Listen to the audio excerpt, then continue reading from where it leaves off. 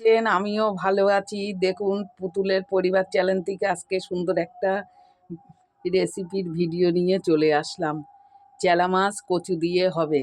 2 piece পেঁয়াজ নিয়েছি, 2টো tomato নিয়েছি, 2টো আলু কেটে নিয়েছি, বড় বড় করে কচু নিয়েছি, কয়েক পিস চেলা মাছ নিয়েছি। হ্যাঁ, দেখুন গরম জল বসিয়ে কচুটা দিয়ে দিয়েছি, অল্প লবণ দেবো। লবণটা দিলে গলাটাও চুলকোবে না, তাড়াতাড়ি সিদ্ধ হয়ে যাবে। দেখুন কড়া বসিয়ে মাছটা নুন হলুদ মাখিয়ে রেখেছিলাম, দিয়ে দিলাম। এইবার ভাজা করে নিই।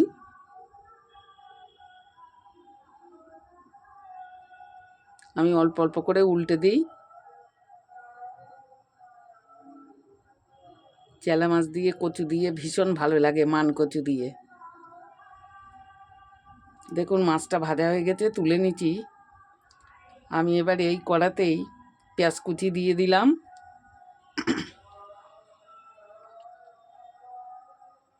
দিয়ে আলুগুলো দিয়ে দিলাম, দিয়ে একটু ভাজা করে নেবো। টমেটোটাও দিয়ে দিলাম যাতে গলে যায়, বুঝলেন তো। আমি একটু মিক্সচারে মশলা করে নিয়েছিলাম, সেই মশলাটা আমি দিয়ে দিলাম।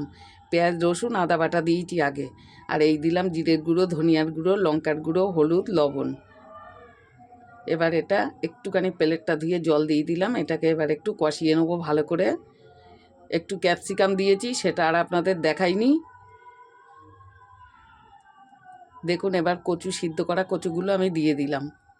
আগে দিলাম না, তাহলে কচুগুলো ঘেটে যাবে, নরম হয়ে যাবে, গলে যাবে। এবার এটাকে ভালো করে আমি কষিয়ে নেব। কষানো হয়ে গেছে, দেখুন জলটা দিয়ে দিলাম পরিমাণ মতন, আর একটু দেবো, দিয়ে একটু ঢেকে দিলাম। এবার দেখুন কত সুন্দর ঝোলটা ফুটে গেছে, কচুগুলো সিদ্ধ হয়ে গেছে। এবার আমি মাছটা দিয়ে দেবো,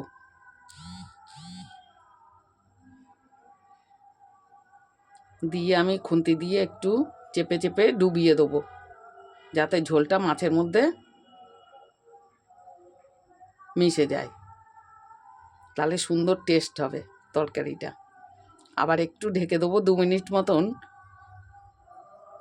দেখুন 2 মিনিট হয়ে গেছে, ঢাকনাটা তুললাম, ঝোলটা নামিয়ে নিলাম। ভিডিওটা বন্ধুরা দেখবেন, ভালো লাগবে। সবাই ভালো থাকবে।